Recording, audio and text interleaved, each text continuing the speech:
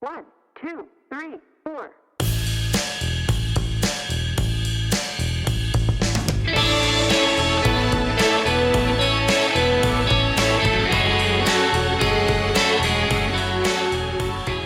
Hi, and welcome to the Vininspo podcast with me, Ed Merrison. This is where wine is a travel experience. Join us as we pick up bits and pieces, make new friends, and create memories that make our future interactions with wine, people, and places all the more meaningful and fun.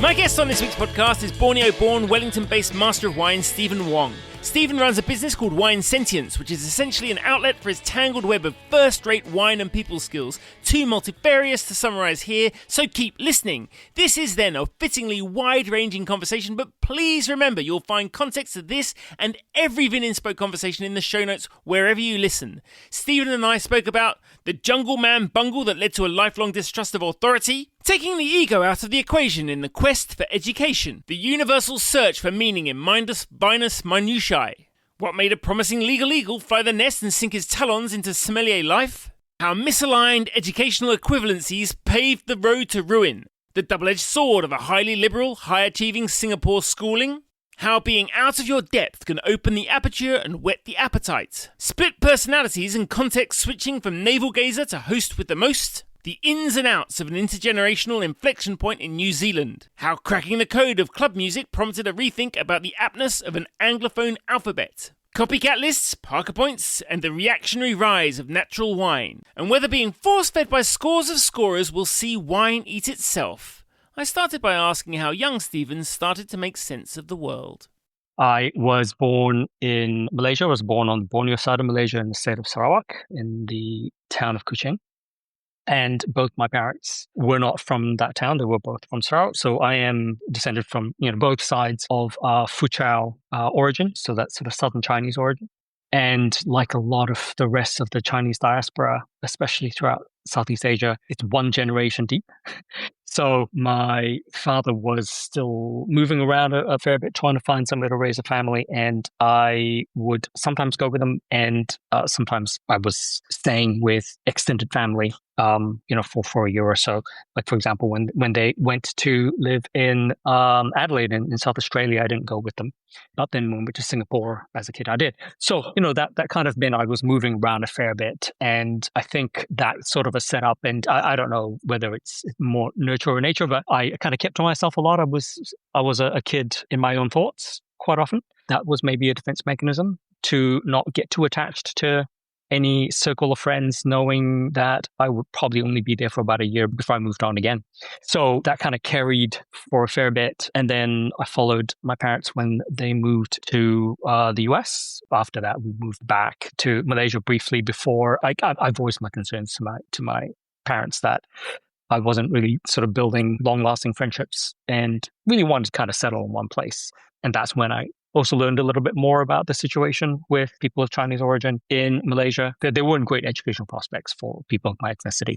Kind of investigated a few of the options, and Singapore, having separated from Malaysia for the same reasons as kind of what I heard from my parents about our position in the country, meant that Singapore actually offered a really fantastic scholarship program. And I applied to that and got into the kind of private school I wouldn't have been able to afford. Apparently, yeah. So that was an interesting experience to kind of go to a very liberal private school in Singapore and, have a GCSE, Cambridge O-levels kind of education. And that was probably the big shift. That was when the train tracks definitely kind of went in the direction that ended up where I am ultimately here. Right, so you, in effect, denied or at least not prioritised in terms of educational opportunities where you were. So you had to go and find your own place where you'd get a better chance in life. And obviously got a scholarship, no escaping the fact that we'll talk about your academic achievements. But that was boarding school in Singapore. You said that you found it hard to make attachments because you were moving around so much before. How did you start to sort of understand, well, I suppose yourself and your role among your peers in Singapore? I think one of the first things I probably learned, and something that I kind of still prize now, is taking responsibility for your fuck-ups. Because when you're moving all the time, you can royally screw up. knowing that, oh, you're just going to be gone soon. So you don't put effort into apologizing for things. You don't kind of put effort into trying to get along with people in the long term. So going to boarding, and also, going to boarding school, meaning no parents around, we were being sort of mentored by other kids, like it was the boarding school we were in, it was called a hostel. There was like one adult for every 60 kids. And we were sort of being brought up by other recipients of the scholarship program who were just 1, 2, or 3 years older than us. So it was, I wouldn't say Lord of the Flies like, but it was very like, yeah, you needed to learn how to survive on your own without too much adult supervision. But then again, it wasn't as Wild West as that might sound, because keep in mind, these were all scholarship kids. So we were probably 50 to 60% geekier than the rest of the population. It's clear, really, having had a few conversations with you, it feels like your brain goes at a slightly faster speed than others maybe, but also that your sense of questioning seems to be constant in things that you do. How did that freedom that you had in Singapore allow your curiosity to develop? I think it was a natural progression of some of the stuff when I was living in New York, upstate New York, not the city. In Niskayuna County, the school district I was in, I had one close friend. His name was Carlos, and the two of us were the only non-white people. Our two families really stood out in that small town. So, I never felt like I was really contributing very much to the community of that classroom. And there was this incident where I had kind of seen in the textbook a word from my culture. It was orangutans. They were talking about animals around the world. And in the textbook itself, it kind of incorrectly asserted that orangutan meant jungle man, with a literal mistranslation of orang being jungle and utan being man, which is not correct. It's the other way around. And I was hoping to be able to contribute something because, he was finally an opportunity where I knew the language was my language, it was Bahasa Melayu, and I raised it in class and didn't expect the outcome that occurred. I was very quickly shot down and told to sit down and to be quiet, and that I was wrong. As a 8-year-old, you're like, wait, no, I know that's not wrong. This is literally my language. And the teacher was like, nope, listen to textbook, you are wrong, sit down, stop being disruptive. I was like, interesting. So the teacher's not always right. The textbook's not always right. So what else have I been told that's not right? And that sort of was the beginning of the end for me. You just start questioning everything. You don't trust authority. You don't trust what you're being told, and have to kind of learn the hard way yourself. It's more time consuming, but I think that's always been one of the sort of bases of my thinking, or how I learn and how I approach knowledge in the world. And you mentioned that your parents moved around a lot. You went with them some of the time not, and then obviously boarding school, you're out of the country where you grew up. Yeah, it's not unique to me. My generation and my sister's generation, she's 7 years younger than I am. It's throughout Southeast Asia, especially in Malaysia. Kids and families of Chinese and Indian heritage often do have to find somewhere else to have higher education. Yeah. And was there much of an expectation of what you would do when you finished up in Singapore? I think at some point while I was in Singapore, so it was both good and bad. Like, that school was great because it was very liberal. Even at the age of 13 or 14, I was basically out at a school in a country where homosexuality was technically still illegal. And so it was, it was an eye-opening kind of experience that a lot of the teachers had education abroad and had brought very liberal ideas back. And we were encouraged to ask all kinds of questions. We're hanging out with scholarship kids who went to other private schools, and that was a really nurturing and very encouraging environment. Then the flip side of that is that people who usually go to schools like that have their lives very planned out, and not necessarily by them. If they kind of knew what companies they want to work in, because they wanted to earn a certain amount of money and they wanted a certain station in life. And that is kind of a Singaporean thing, right? It then meant they had to have a postgrad from a very specific university, and that meant an undergrad from another very specific university, and therefore what their grades needed to be. And that determined what papers they had to take at the age of 14 or 15, which to me was wild because I did not know what I was going to be interested in. I did feel the pressure not from my parents, which is where you would expect an Asian upbringing to that pressure to come from, but I actually felt it from the school, weirdly, even though it was a liberal school, just because of the kind of people who were there. And I brought this up after 3 years there as I was kind of sitting for my O-levels with my parents and thinking back, I don't know how that conversation went with them behind closed doors, but they suggested that I take advantage of the fact that they did both study in New Zealand on clan scholarships of their own. This was a sort of in their generation, that was how they managed to get kids with certain grades to university. It was a different arrangement, which involved pooling resources together from the extended family. So they had both studied in New Zealand in different cities, and they met in New Zealand and kept a permanent residence. So I had permanent residence to New Zealand. Which I hesitate to think that they hadn't entertained this possibility, because why would you keep that if you didn't think you were going to send one or both of your kids there? So anyway, that was suggested. They said, look, if you're finding the pressure at Raffles in Singapore too much and you're not sure what you want to do, then somewhere where it is affordable somewhat to have a university education that is a very different environment is New Zealand. You can actually discover yourself there. You can kind of slow down and take your time, because they had assumed that New Zealand hadn't really changed since that left, and it hadn't. Yeah, it hadn't.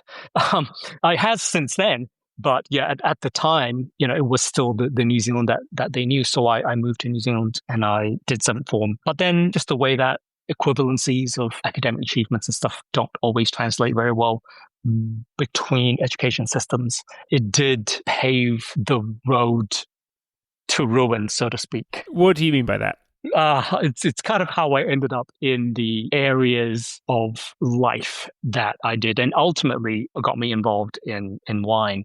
So I came to New Zealand, I did seventh form, and a lot of the curriculum I had already covered when I was studying my O-levels in Singapore, so I wasn't really attending school that much. Did a series of exams that they had then, bursary and scholarship, and that then gave me exemptions in first year of university to merge two possible interests together. So I did health science pre-med first year and pre-law first year together, thinking they'll give me more options. Or in a flight of fancy, I thought I would specialize in medical law. And because of the exemptions, I could actually do both first year pre-courses together. That would have been fine if I hadn't already spent my seventh form getting deeply involved in music and theatre sports and basically not turning up to school. So ultimately, I wasn't offered medicine in second year. I was offered dentistry, which we couldn't afford. So I swung over and just carried on with law and completed the law degree. But by then, I'd already started sort of working in hospitality and then DJing, playing music. And that, of course, introduced me to a whole other group of people who were particularly interested in the academic pursuits.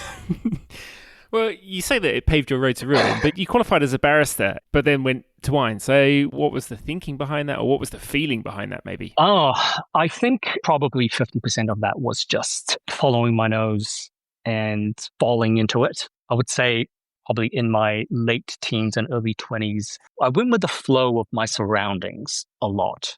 Just thinking, hey, something's going to come out of this. I will find a thread I can pull at. They'll find something that I'm going to be good at, because at that time, I still wasn't really sure what I was going to be good at. I had skills, like, skills that could earn a bit of money, but they weren't particularly special skills. I was working in hospitality, I was playing music. And then after graduating, while waiting to sit my barrister exams in Wellington, because I went to Otago and Dunedin, my partner at the time, Ruben Butler, was a Queenstown boy. And he was very close friends with other people who were working in the wine industry at the time, including Tara Brady, who's the daughter of Alan Brady, who was one of the pioneers of wine growing in Central Otago. When I met him that year, he had not long sold Gibson Valley. He was on the board and part owner of Felton Road at the time and had just started Mount Edward. And he was living at the time illegally above the winery in Gibson Valley. And so went with Tara to visit her dad. I was in a winery. So at the age of 20, being in a winery, I was like, oh, this is really fascinating. And Alan and people like Rudy Bauer at Courts Reef. They were very, very free and very open with their knowledge and their passion. I just happened to be there at the right time, I think. That and what happened with working as a som and my opportunities in wine hospitality happened, I think, through pure luck of timing, in that I was just a few years ahead of all the qualifications being required. And the circular proof of you can't get a job in this unless you can show you've got experience in it, but you can't get experience. And you know how that works. Whereas at the time they were like, oh, if you're interested, we're short of people to do things. So would you like to pick grapes? Yeah, of course I'd like to pick grapes. Would you like to work in a winery? Yeah, sure. I'd like to come and have a look and see what you guys do and just kind of help out. It was the sort of golden heyday of this massive expansion of interest in Central Otago, late 90s, early 2000s. And if you showed a passion and interest and a modicum of kind of common sense, you could get into the industry. Right, and how did a perhaps side hustle or something to pay the bills in hospitality turn into a more formal role? I'm sure it was pretty gradual and probably in parallel with the winery experiences that you were having. Yeah, so that was the stable job. I was working in a Thai restaurant in Queenstown. And prior to that, I had kind of worked at a couple of cafes in Dunedin. And the owners decided they were going to go back to Thailand for a few months. I had been working for them for probably a couple of months already by then. And they said, oh, look, why don't you manage the restaurant while we're away? It's like, oh, okay, sure. I'm sure we can figure this out. And that meant looking after the wine list and purchasing and everything else that goes with running a restaurant. And it also meant I was always there. So we were one of the later restaurants to close in Queenstown, and there will be sort of traveling winemakers, because at the time, Central Otago still didn't have a large number of local winemakers. There would be winemakers kind of like Carol Bunn, who would travel from Canterbury to Central Otago to consult on some winemaking projects, and she would rock up at like 9:30 or 10 o'clock at night after other places have closed and be like, look in the kitchen, oh yeah, what's still going? Sure, we'll cook a meal for you. So she'd just park up at the bar, and I was behind the bar because, I was running the place. And she would just talk to me about, why did you pick this one on your wine list? I'm like, I don't know, because it was here. And she's like, well, let's taste some wine and talk about wine. I'm like, wow, this is super fascinating. I didn't know at the time, but, that was sort of my first experience of wine buyer and winemaker sitting at a bar talking about wine. And I found that, super fascinating, and started to go out and buy a bunch of different wines to try them and just go, what is this whole thing about? Is there something here?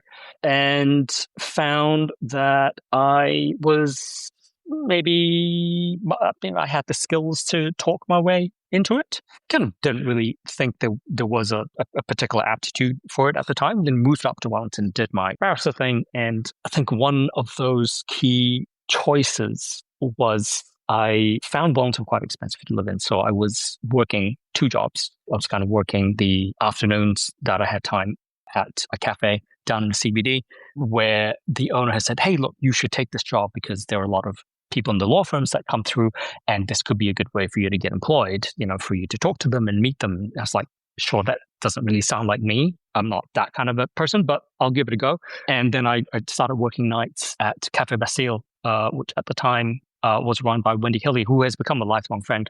And she was very nurturing. She was very good at sort of identifying latent skills in people and putting them in situations where they had to develop them, which I think is the key of a great manager. Is just basically get a staff member to work and train themselves into a role. I've used that sort of as my gold standard for management ever since.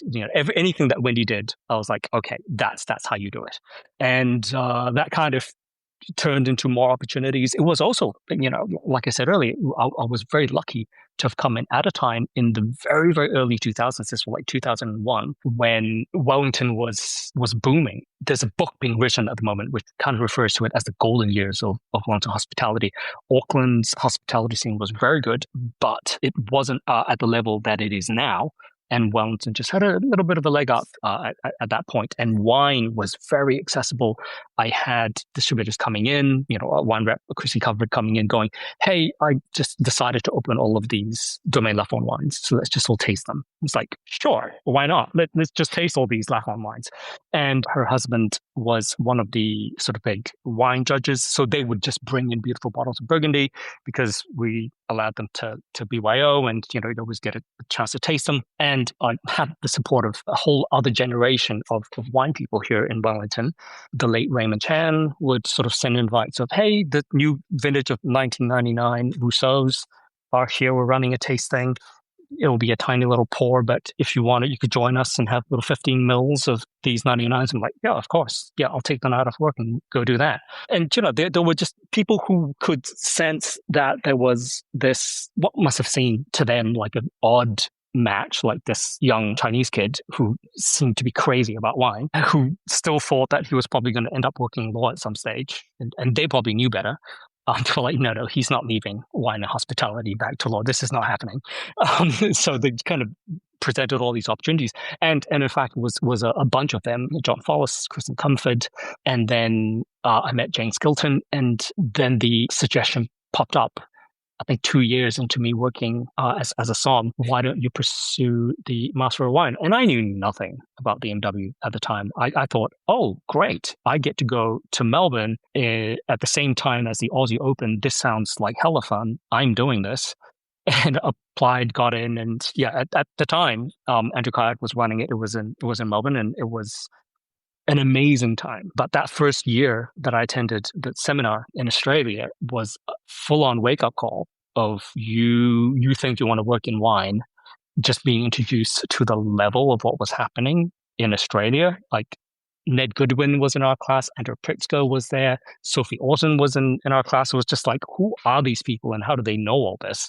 And it kind of pushed me to become better. Yeah. And then the same thing happened again, like a few years later when I attended the Napa seminar. I just kind of finished a trip with one of our distributors. I'd gone through the Rhone and spent a week traveling through Burgundy. And then I kind of joined the Napa seminar. And in that were MSs and Liz Talk, who was already, I think, a professor at UC. And that was the second wake-up call of, oh, you think you know like wine people at a high caliber?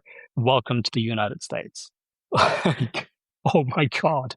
So yeah, those were kind of the things that kind of shook my world and made me, it just opened the aperture of what was possible and what was out there. And every time that happened, it helped me redefine what I didn't know.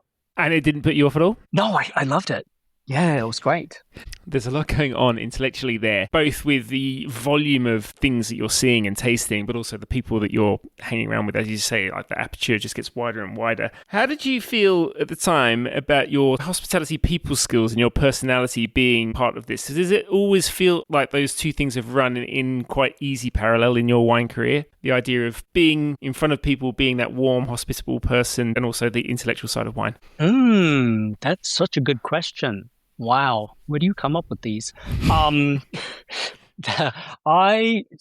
think that's a fantastic question. At the risk of sounding like I have a split personality, I think keeping both of those going, not in silos, but in tandem, and knowing that they're separate are, I think that's probably a part of who I am.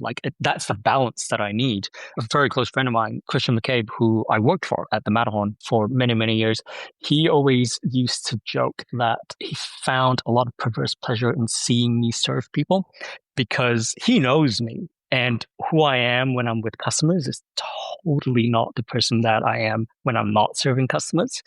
And he just delights in how polite and accommodating I am when I'm on the floor or talking to general public. And to me, it's one of those skills I picked up in law at the same time as working in hospital. It's just, you become another person because your focus is different. The ego comes out of it completely. And it's like, this is all about your experience. This is all about creating something fantastic and magical for the person in front of you. And I think that helps in education a little bit as well, because it's, take yourself out of the equation and then when you get questioned in class, it doesn't get personal. It's not like the students are questioning your knowledge. They just want to know something. So it becomes a lot easier to answer that. At the same time, if I flip it to what I want to know in wine and my relationship with wine, and I think that's why I appreciate conversations with people like you so much, and going to wine judge at shows and being part of the institute and talking to the candidates at the seminars. We get to talk about stuff which we probably would never expose the general public to, because it just adds to the misconception. Actually, it's not a misconception, is it? Because it's true that we do a lot of navel gazing with wine, and we talk about things at a level which is completely unimportant to literally anyone else. But it's fascinating for the same reasons as why I find the whole study of wine fascinating, because it touches on so many things. It touches on aesthetics, it touches on science, it touches on sociology and culture, it touches on history. There's so much that comes into it. And I think realizing that and trying to find the connections, trying to understand taste, understand how people relate to taste and what it means to them, and therefore how that relates back to the art of making wine and the craft of farming, where you are and the culture that you're part of, all comes together to create something that's quite different, quite unique, whatever we decide to call that, terroir or any other word.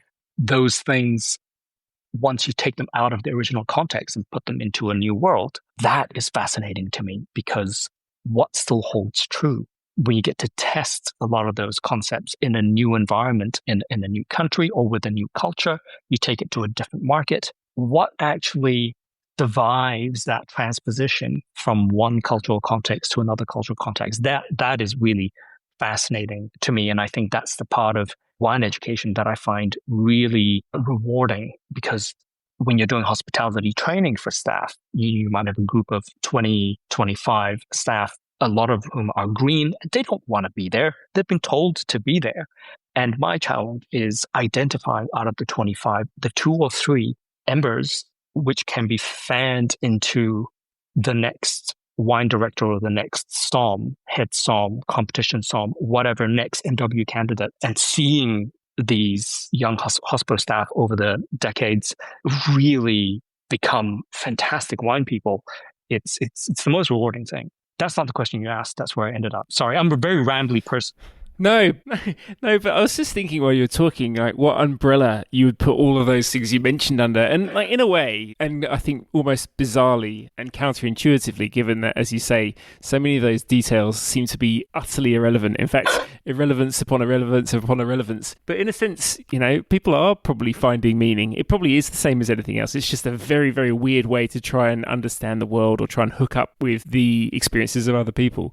So we've got you in Wellington as a sommelier, having an incredible experience, expanding your mind with the MW and various other things. We'll sort of fast forward, because I feel that's still going to give us an opportunity to go back. But just explain what you are now and Wine Sentience, your business. So that has changed a fair bit in the last couple of years. We went from a team of people, of ex-SOMs. So Wine Sentience kind of at the height of its sort of work and size, which is probably during the COVID years, was basically a refuge for ex-SOMs trying to find another place in the wine industry, either because of young families or health reasons or anything else that necessitates change in work schedule, where you can't work 5 nights a week anymore.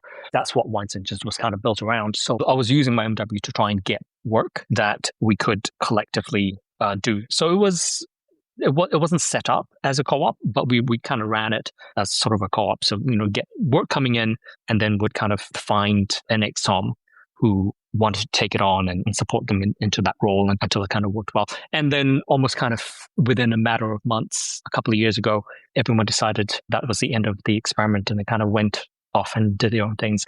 But what has remained, what I've kind of held on to, is maybe a distillate of what we used to do. So taking wine education and the farm wine collector world and mashing them together and trying to offer this mashed up result as a makeshift replacement for the tastings that we used to get, the opportunities we used to have as hospitality, young hospital workers in my day, my early days, which I don't see much around anymore. So, we'll offer slashed sort of subsidized rates for hospitality professionals to attend these tastings. And the whole point is to try and be benchmarking, which we didn't see happening in New Zealand that much. So if we're going to be doing a tasting of a particular village, like let's say Chambol, it had to have Roumier and Mounier and de Bourgogne. And, it wasn't just going to be, these were the Chambols that we could afford to buy,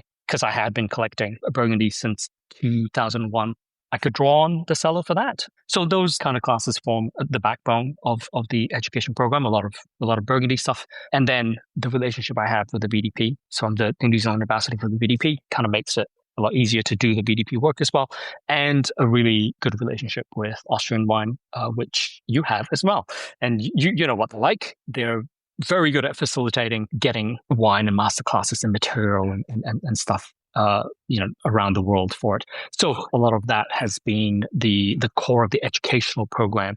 And it's not meant for people who want to get a qualification, although I do help Jane Skelton with her WSET teaching as well. So she runs the New Zealand School of Wines and Spirits, and I do a little bit of teaching to help her out with that. So I'm not saying WSET no.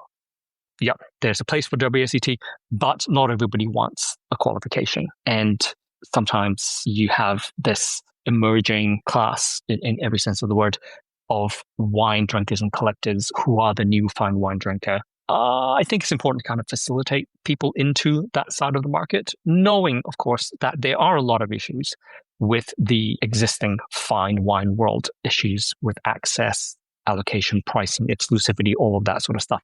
But if we can remove some of those barriers, we can at least do our part in compensating for some of those issues. Then people might not end up buying a whole lot of, Roumier and Rousseau, but at least they can taste it and decide if they think it is a style of wine that they like and whether fine wine makes sense to them aesthetically.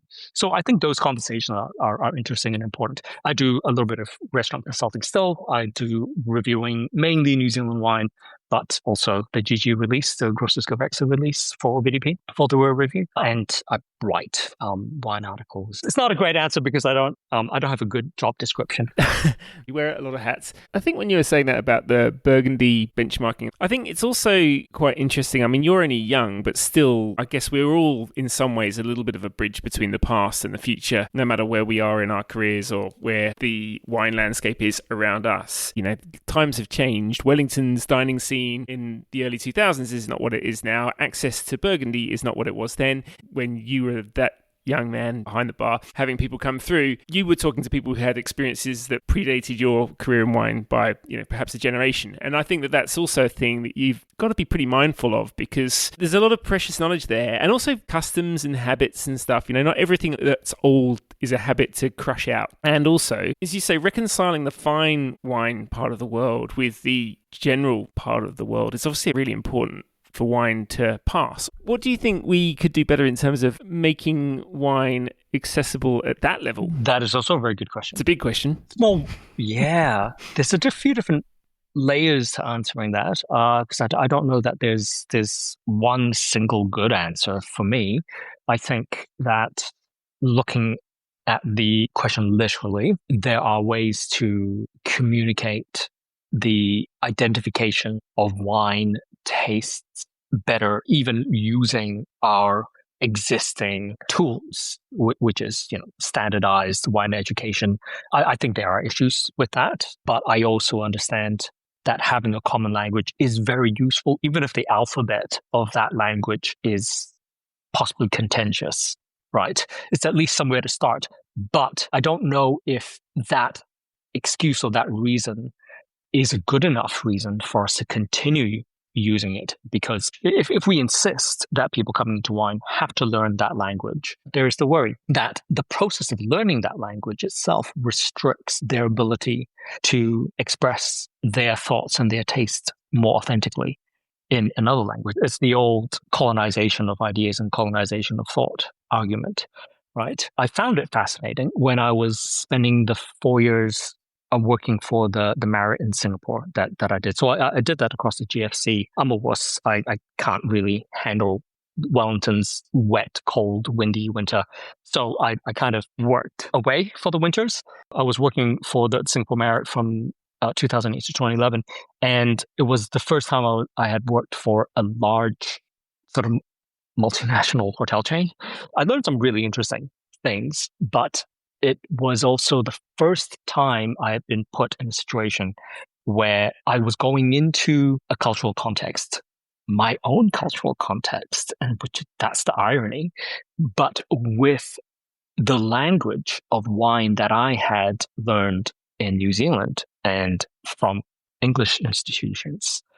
I was very aware when I was just teaching it that it didn't ring entirely true, because I could see the confusion on some of the faces, and I'd be like, I know that I should be telling you a certain thing, but I absolutely understand your issue with it, because I can picture me, if I had not left Southeast Asia, having that same problem.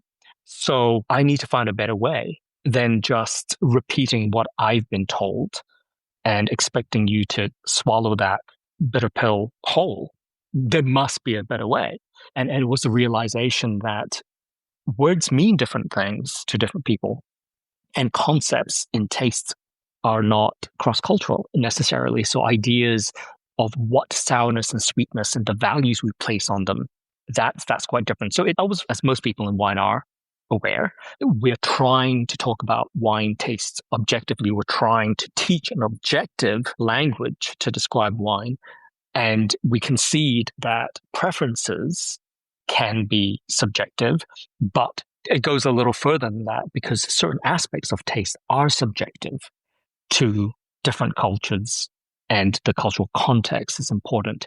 So I think that was when I started thinking a lot more about the framework that ultimately we put in place at the Sherwood Hotel in Queenstown. They don't use that system anymore, but it was in use for about a decade. And then that itself, this idea of a new taste compass, a visualization of taste without using flavors. I touched on it briefly at one of my Pinot Noir conference presentations, but then it became the basis of the algorithm that we wrote for Taste NPR and Snoppy, which I did during the COVID years with an old university friend, Andy, who's based in Santa Barbara now, but he was living in New York at the time.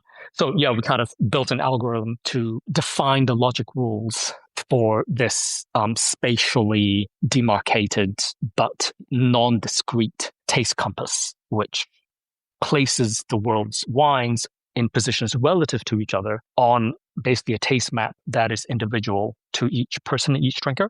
So there doesn't need to be cross-palate equivalency. There just needs to be accuracy within one person's own taste map of where these wines are relative to each other. It helps kind of populate where the different wines of the world can be without needing to have a WSET education and learn all the different categories and all the exceptions. And this kind of was really useful when we were developing the stuff for Sherwood. This had begun in sort of 2008, 2009. That was my first early exposure to natural wine at the same time as Gros Champagne. And that helped to describe natural wine to an audience that was very used to varietal demarcation on a wine list. It's like, we have to do it with these varieties, because even if it is Pinot Noir, the Papelet Pinots do not taste like Pinot you expect. Like that whole thing became the driving force behind creating a new visualization. To simplify that, is that a bit like the idea of taste sensations, sweet, sour, salty, and fruit spectrum and structural elements that you feel in the mouth, rather than you having to find the words for them and put them on a map? They find themselves and put themselves on the map. So the need for words is almost obviated by the fact that the information feeds back where you are as opposed to the words. To a certain extent, yes. The only really important distinction to make here is that the system we developed for Taste NPR and Stompy does not use flavors the way that we would think of flavors. The argument was, I don't have customers coming into the wine bar at the time I was working in my bar, saying, hi, I would like a glass of wine with, like they'll describe the kind of wine they'd like, and they'll describe it in any number of ways.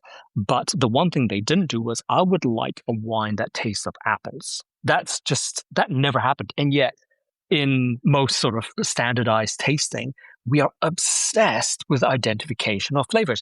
And I'm not saying we shouldn't do that. It's a great party trick. It's a very fun game to do. You have wine around. It's like, what do you taste? Oh, I taste this. And it's like, oh, yeah. Mandarin oranges. Like, yeah, fantastic. I think it's one of the most off-putting things to people. Everyone I know who finds out that I know a bit about wine, the first thing that they say is that they're rubbish at it. And I'm like, rubbish at what? But that's what they think being good at it is. Being able to pick out descriptors. I mean, I totally agree. So we leave that completely on the floor and just go, that's not important. What is important is the way the different elements, the sweetness, the acidity, the tannins, the phenolics, the body, the mouthfeel, except we don't use any of those terms, how all those things interact. And holistically, what is this wine like? Is it refreshing and crisp? Is it airy? Does it uplift? Is it brooding? Is it a wine that you want to have in a log cabin by the fire? Again, very Eurocentric kind of view of it. You would not do log cabin fire in Southeast Asia. But, what kind of situation does this wine belong in your life? Because how does it make you feel? And when do you want that kind of a sensation?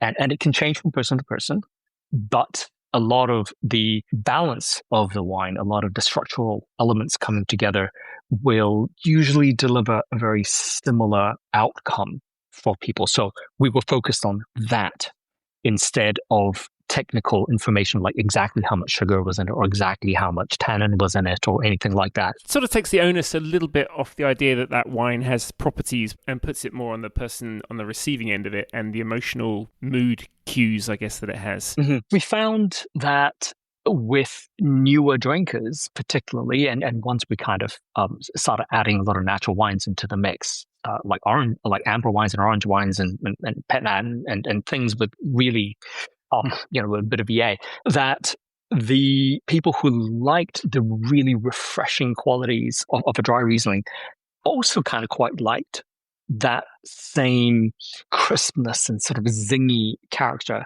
in a very light Vin de Soif made from Gamay Gros and Cabernet Franc. And if we were to use an SAT kind of method, it's like, how do we create equivalence between these two?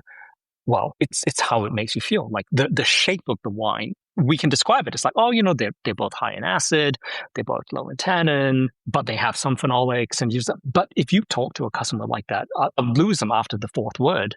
So we use other terms instead. It's like, these are both piercingly crisp, really, or, they're delicate, or they're bracing. They're like a dive into cold swimming hole on a hot summer's day. And yeah, I mean, we knew at the time that we were pitching this to the public in the US that there was a real danger of going way off on a tangent of, oh no, we're just describing situations now and we're trying to sell the romance of the wine that way. There was something romantic about it. My intention was trying to break through that barrier where people felt like they needed to know language that was specific to wine to be able to communicate about wine.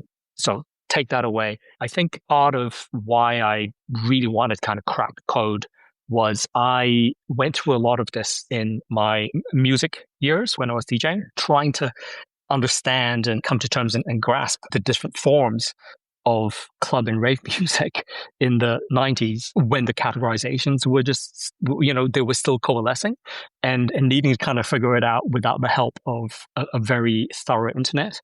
I think those kind of building blocks already existed in my mind and I just applied that thinking to wine instead.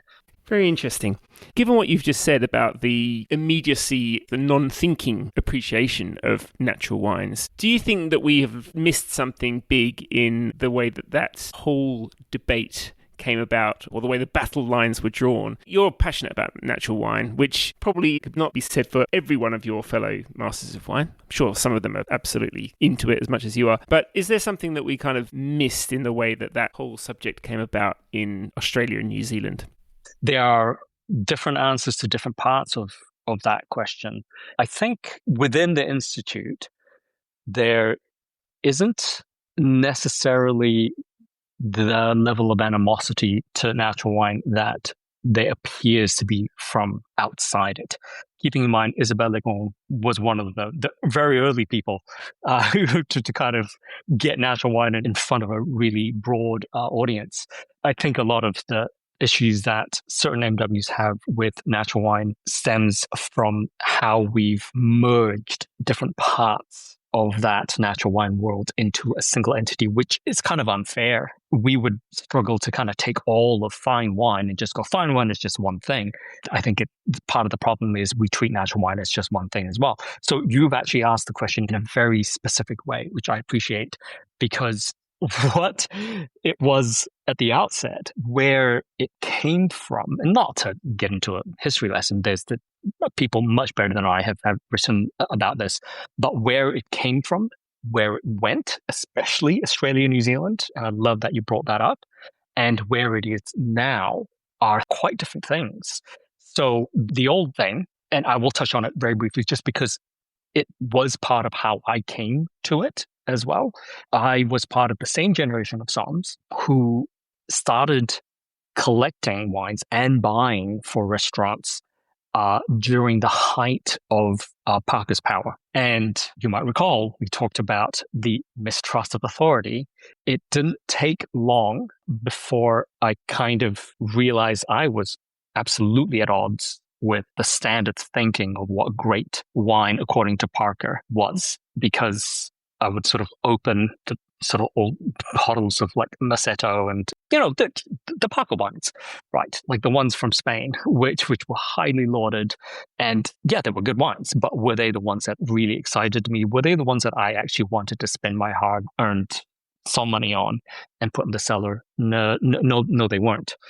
So then I sort of asked myself, like, is it my palate? Is it something to do with my palate? Do I just not understand it? And I really appreciate when I can have one-on-one time with younger wine collectors, especially Asian collectors, where they use less so these days, but over the last decade, they would actually say, I just have a really terrible palate because I don't like those wines. It's like, no, you do not have a terrible palate just because you don't like the same wines as this critic. Let's focus on what you do like, and we can talk about the wines that you should buy. Like, never say that to me again, that you think you've got a terrible palate just because you do not like the same wine as that person. That is awful. I hate that we've done this to you in this industry.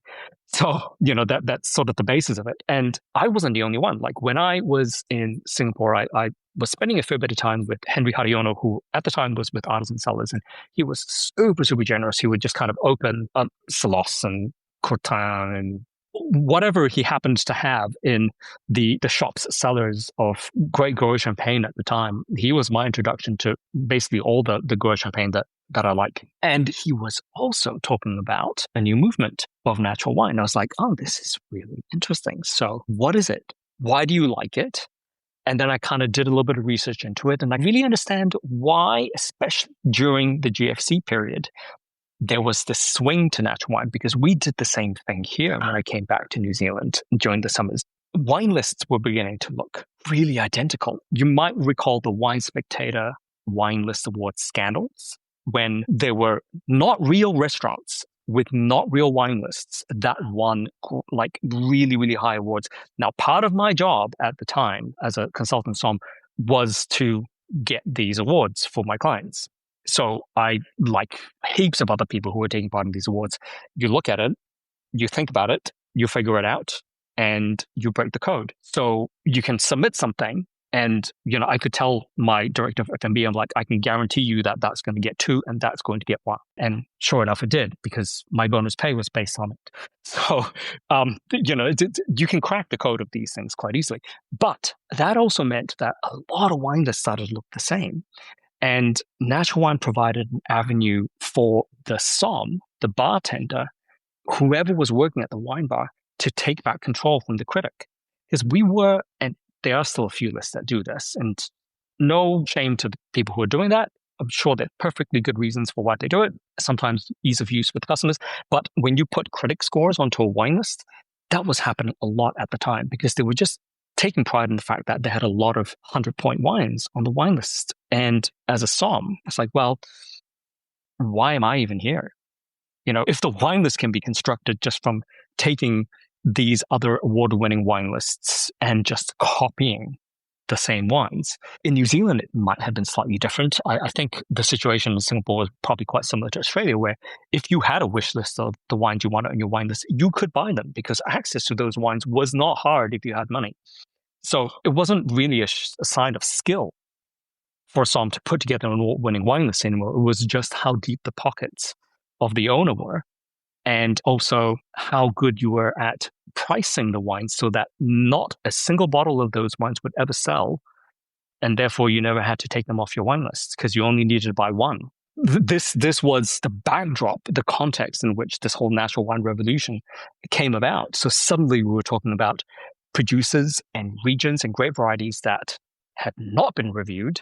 So there was nobody to fall back onto. The customers weren't on their phones looking up a score. They had to engage with the som or the person working in the wine bar, just to go, okay, tell me about this wine. I've never heard of this. And to have a som who was like really passionate about, oh my goodness, you won't believe. I mean, this is an exaggeration, but they're in the middle of nowhere. They have like one cow and 6 vines, and they make 1 bottle of this wine a year, and here it is. Those were the stories, right? And the flavors that people were talking about, they were really refreshingly different because suddenly you didn't have heaps of New York, lots of heavy extraction, low acid wines. Because we were talking about a period of quite warm vintages from like 2000, 2003, 05 onwards, like that whole stretch of vintages 9 and 10. The needle was moving with wine flavors, and natural wine was sort of like the redat against which these waves were crashing, and it was refusing to budge.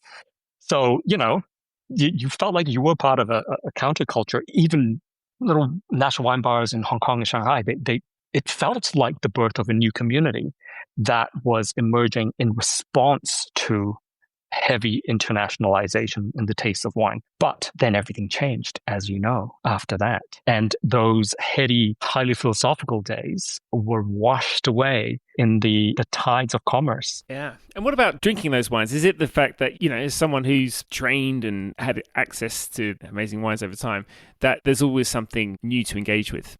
Yeah, I think the early days, the sort of introduction to, Gravners and Radicons, and they were challenging because you couldn't fit them into the existing lexicon. And that was great. That was amazing. That kind of forced me into a position that I had sort of developed an ennui about, describing wine that's become boring. So, no. You have to learn to describe wine again. How are you going to describe this to somebody? What words, emotions are you going to use to convey this? Because you can't just say, it's like this other wine, because it wasn't really like any other wine at the time. So it kind of rekindled that joy, that love of actually going out there and learning about something all over again, which I had kind of packed away and was beginning to lose interest in a little bit. You mentioned judging, you've mentioned being a critic, but also those misgivings about how scores are used sometimes. When it comes to the communication or miscommunication of these things, what are your feelings on the positive aspects or the negative aspects of both wine show judging, being a critic, and how they can be helpful to people's appreciation of wine? I think if we look at different parts of the wine world, the role of the critic or the wine judge changes slightly, and the wine judges kind of don't usually inhabit the very, very high sort of fine wine sphere that much. And yet that's, I think, where a lot of the wine reviewer's role is best utilized, simply because when we're talking about some of these Burgundies, it's not like we can all run out and taste them before we buy them. Like, you have to agree to allocation sight unseen. So having someone who has tasted it and is able to tell you, hey, these cost 3 times as much as they used to 10 years ago, so you can only buy 3 bottles. Which 3 bottles should you buy? They need to describe it very accurately so that you can kind of read it to go, I think that's me and that's not me. Oh, I don't love reduction in my Pinots, so the fact that these few cuvées all show notable or marked reduction, I'm going to give them a miss, or that's where it can be useful. If you're being very selective about what you buy, I think the role of the critic, the right critic, who's able to remain consistent and describe what they're tasting well across vintages is important. I don't care if it's a red fruit or black fruit. It's the balance of it. What is this wine actually going to be like, and what do you think of this particular vintage and its expression of its vineyard? But that's a tiny little corner of the wine world. A lot of what we do, like when you and I are wine judging, we are trying to come up with results for the general wine drinker, right? And it takes a bit of context switching to put that hat on and go, hey, if I was somebody who didn't have as much sort of wine tasting opportunities and experience as we have, which wines would we say, hey, look, go for this, enjoy this, buy it, because you'll be surprised, or you'll be delighted by what you have in the bottle, either because it's exactly what you're looking for, or it's something completely unexpected that you didn't think you were going to love. So these are things which I think are important. I think the wine reviewer, on the other hand, for that audience, it's falling into this very uncomfortable gap created by wanting to do a good job of conveying things to the public. An increasing number of wines that need to be reviewed, and the whittling down of the economic viability of wine reviewing as an industry.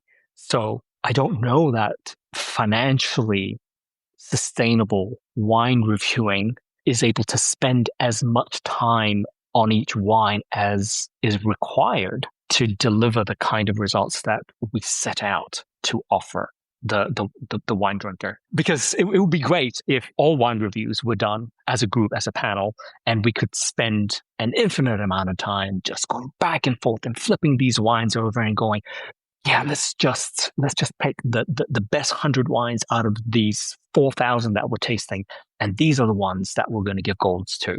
In a wine judging context, you hope that you get those results through being thorough, but wine reviewing, it's often a very lonely job. You sit down, you've got like 24 or 36 or 48 wines in front of you blind, and you're trying to come up with the best result that you can, and you get tired and you're like, oh my goodness, I can't spend half an hour per wine because we're just not being paid enough to do that, right? Yeah, and I guess people want scores, but scores almost give the system a life of its own. There's just inevitably a certain uniformity to a bunch of numbers attached to an enormous amount of wines. Yeah. And especially when numerous people are reviewing those wines. So essentially, the score that a producer puts forward to communicate the quality of their wine to a consumer would be selected from a range of scores.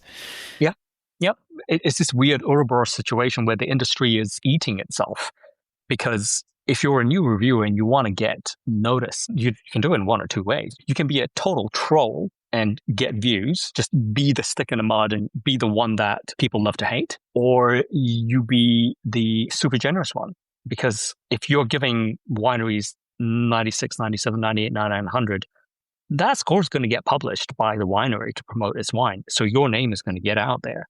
But then we end up with the score inflation thing. Well, I mean, you know all about this. We are going to get to a point where I think the wine drinker is going to realize that the scores are ultimately meaningless. Like you said, you submit the wine to enough different critics and you're going to get a very high score from someone. It's like the wine show system. I don't know if you remember, like, was it 12 or 15 years ago? Someone did a study of the results for a set of wines.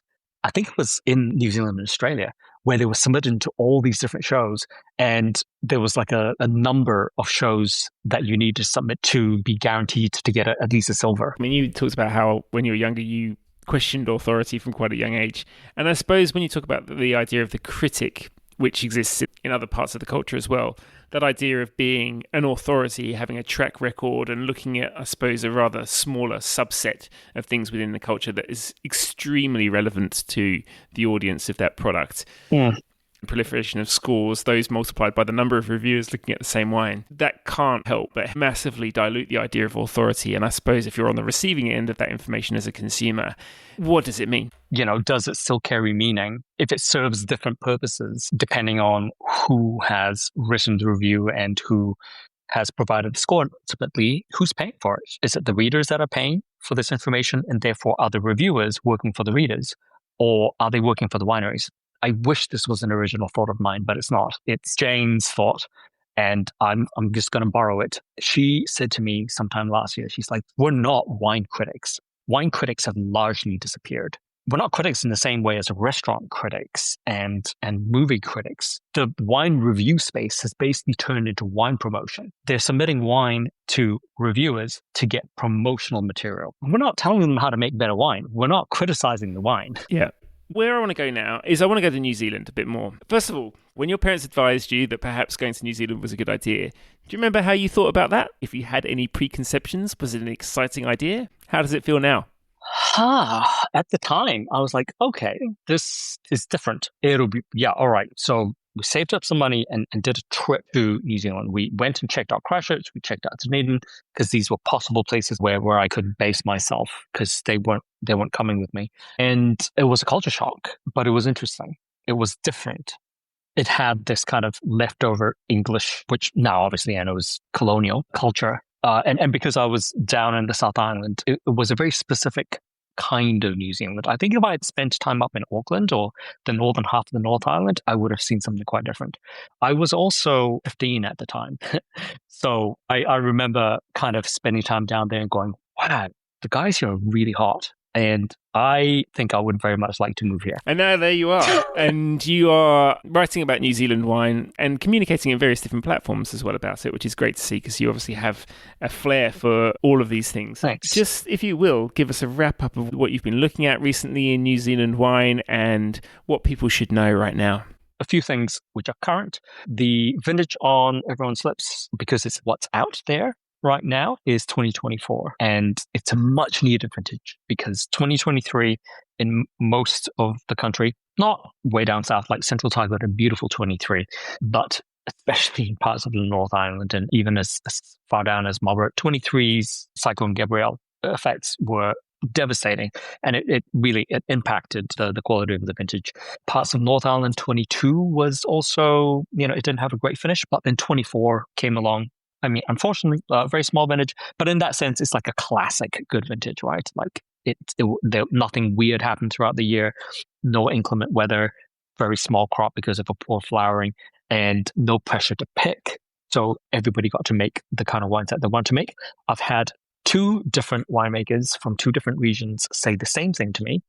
Helen Masters at Uttering in Mildura said this, and so did Sophie Parker-Thompson in Marlborough, that in 2024, you had to be a muppet to make a bad wine because the raw material was just so good. And I think what it also means, sort of conversely, is that allows the winemakers who are very confident to express flair. And I think that flair is the X factor. It's that incremental 1% improvement that takes a wine from good to great.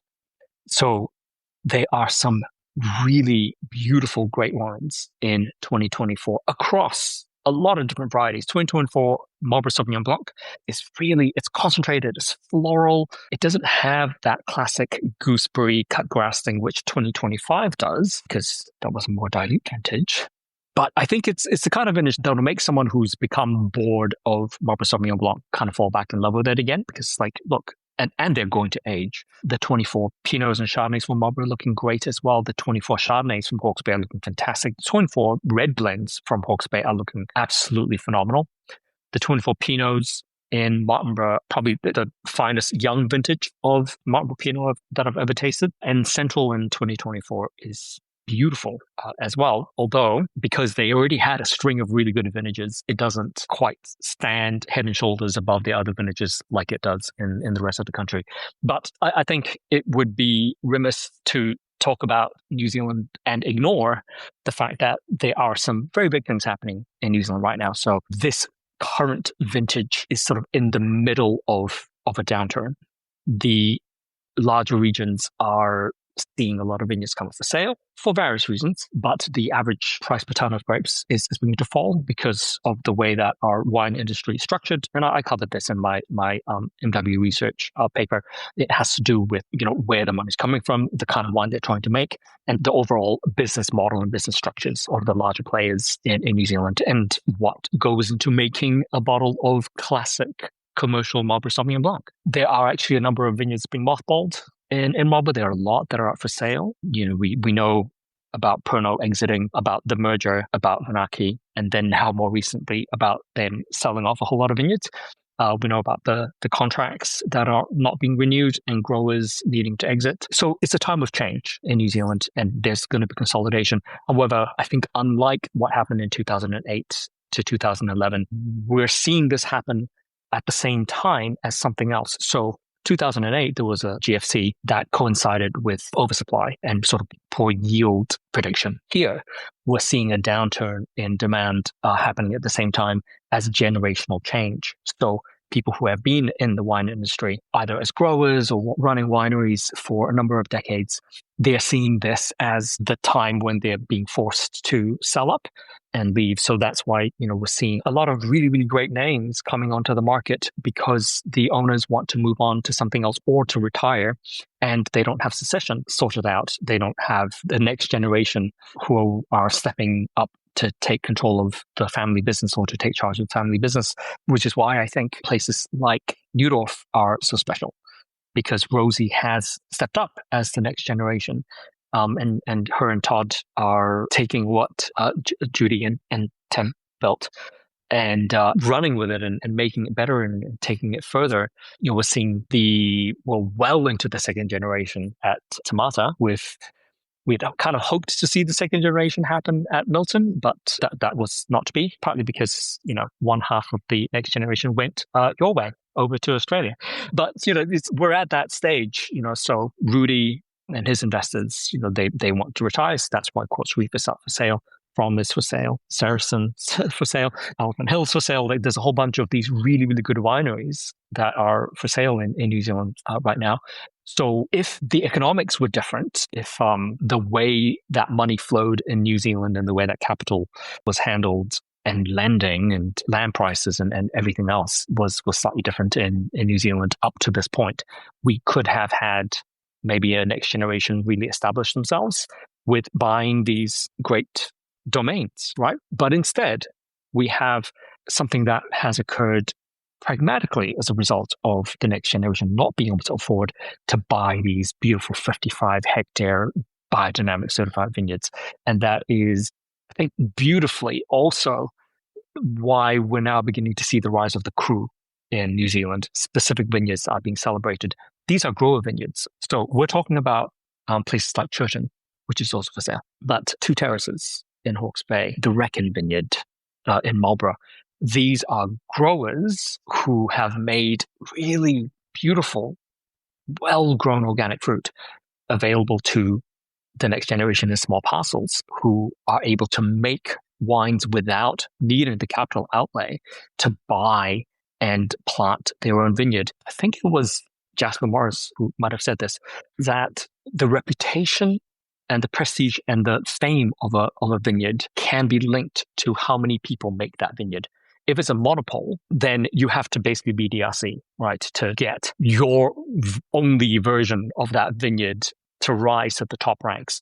But if you have like 30 different people making a specific vineyard, they will be really good producers in there, and people see so many iterations of this vineyard name pop up.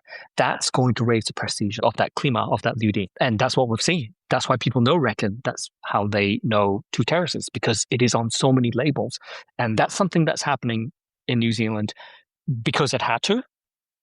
But it's also something that's really interesting to see. And we're beginning to see little pockets of this elsewhere as well. So like Smith & Sheth and Permit Valley are beginning to highlight specific vineyards as well.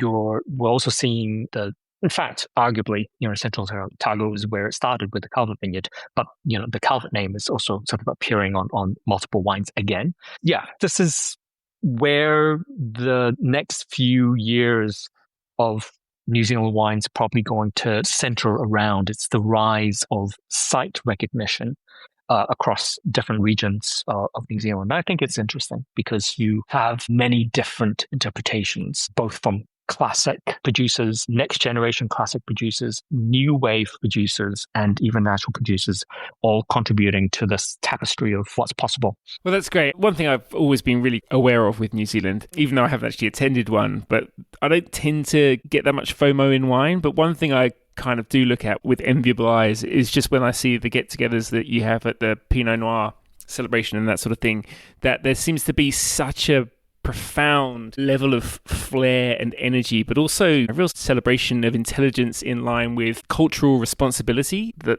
seems to happen among pioneers in New Zealand and people who have been brought into the fold. And I just feel like that's been such a big bright spot in creativity, and hopefully that carries on and inspires some of those next generation people to stay and maybe some new people onto the land to keep things going. I wouldn't say it's a new thing because it's kind of been happening for probably the last 6-7 years now. But I think you know about New Zealand wine growers. Like New Zealand wine growers is a levy-funded industry body, and they do really good work talking about New Zealand wine and getting New Zealand wine out there. I used to do a fair bit of work for them as well, sort of abroad, teaching and running masterclasses. But there is a section of New Zealand wine that they don't cover, and what's happened is the producers, generally new wave, younger next generation producers who inhabit that space, have over the last several years created their own community, and they've approached it from a community building and very authentic way. So their drinkers are part of that community. And at least from where I'm standing, it looks like that work they've put into it, and it's a lot of work that they've put into it because they're all like small businesses. They do everything in those businesses. That's created a strong enough base for them to weather the current downturn because their drinkers aren't customers. Their drinkers are part of the community. They have a sense of belonging. They have a sense of responsibility for the survival of these people that they've met. And I think like no MBA is going to teach you that. That's a human thing. Yeah, it's a really good model, and also you could definitely build out that idea because perhaps that investment that the general public has in the idea of responsible agriculture and the making of hopefully beautiful cultural products is part of their own environment, and you kind of want them to be invested in that, otherwise it all goes up. Yeah, I agree. And last couple of points, Stephen. As we said, you wear a lot of different hats. You've got a considerably broad skill set. And as you said, you like to run those two parts of you, I guess, your people skills side and your intellectual side in tandem. What would you like to do next? What's on the radar for you? This is sort of an idea that I had drawn a skeleton up of at the very start of COVID, but then Stompy and Taste NPR, the option to do that came along, so I put it aside. But now I definitely feel the urgency to do it because we're beginning to lose people in the New Zealand wine industry. I want to document in probably written form, but maybe a little bit of mixed media as well, the stories of what brought New Zealand wine to this place, because it's a very human level story. It's a very small industry where the actions of one person can have long lasting effect. You know, it's not such a large country and industry that you can't have a single person's ideas change the trajectory of things. You know, and we've just recently lost James Healy. It's front of mind for me. Tim's gone. James is gone, and I need to document these things while there still is time to do so. So yeah, that's probably the sort of big overarching goal for the next few years for me. Coming straight up next is just a series of conferences that I don't want to screw up. So we have the Aotearoa Chardonnay Symposium that's going to happen later this year, and I'm also on the symposium planning committee for the Adelaide Symposium for the Institute of MWs, which is early next year. So yeah, that's my focus for the immediate future. I'm sure there's no chance you're going to screw any of it up. But last question, I mean, you've covered actually several ways in which wine has an enormous value in your life and the fair bit of work that you've put in to try and share that enjoyment of wine. But in a nutshell, in a time that's difficult, as you said, for New Zealand wine, and looking out broadly, of course, there aren't a huge amount of areas of true optimism in the wine world. What is it that is important to try and preserve and promote in the wine world? It's a really good question. And I think the answer to that actually is almost the same thing that you asked. I think we need to, within our community of people involved in wine, in the broader sense and within our small communities, really ask ourselves and hopefully answer, why does wine matter? It's a crazy world out there. If things start to change much more rapidly, will wine still matter? And how and why? That's it for this week's podcast. If you enjoyed it, tell your friends, tell the internet, subscribe, share, comment. Please don't underestimate the power of these endorsements in making it possible to produce original, thoughtful work. You can also subscribe to my Substack. That's edmerison.substack.com. For now, I'd like to say thank you to Lucas James for the music, Neil Williams for the artwork, Patricio Garcia for additional editing, and to my guest, Stephen Wong MW. Till next time, live wine to the fullest. Cheers!